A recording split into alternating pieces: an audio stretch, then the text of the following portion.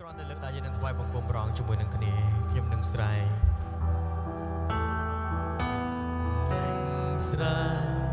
ជ្រៀងនៃក្រមលំស្លាប់នៃព្រះ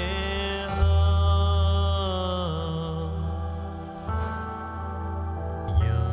បានសងនៃក្រមចង់អេងស្លាប់នៃព្រះខ្ញុំ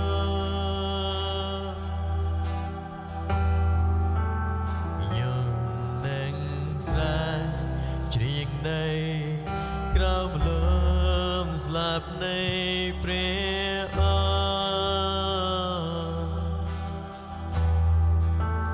្ញុំបានសងនៃក្រមចំអេងស្លាប់នៃព្រះខ្ញុំ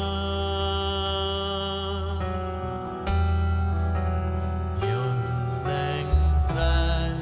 ជ្រៀងនៃក្រមលំស្លាប់នៃព្រះខ្ញ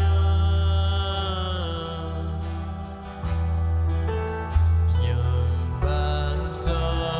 ងក្រមតោះលោកបងប្អូនលើកសំឡេងជ្រៀងជាសំឡេងតែមួយ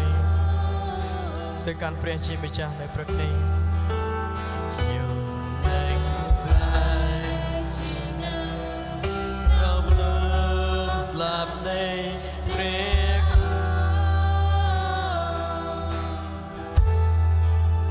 ្ញុំបានសងនៃក្រមចំអេងស្លាប់នៃព្រះខ្ញុំ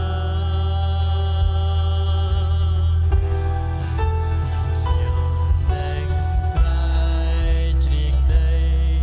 ក្រមលំស្លាប់នៃព្រះខ្ញ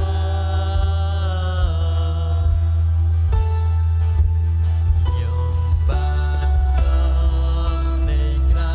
មចំអេងស្លាប់នៃព្រះខ្ញុំ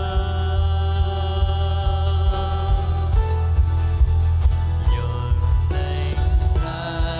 កជ្រៀងនៃក្រមលំស្លាប់នៃព្រះ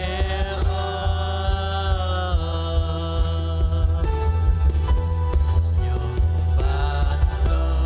ងនៃក្រមចំអេងស្លាប់នៃព្រះខ្ញ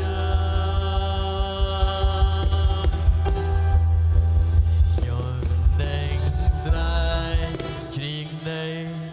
ក្រមលំស្លាប់នៃព្រះ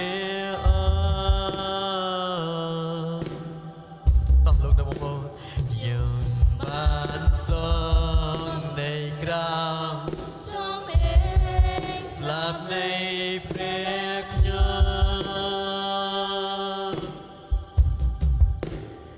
ុំនឹងស្រែកជ្រៀងនៃក្រមលំស្លាប់នៃ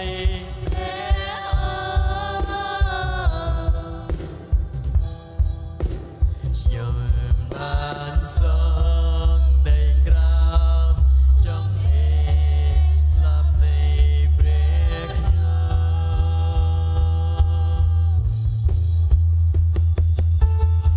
ងស្រែកជ្រៀងនៃក្រមលំស្លាប់នៃ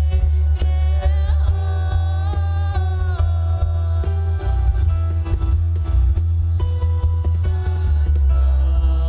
នៃក្រមចង់អេងស្លាប់នៃព្រះខ្ញ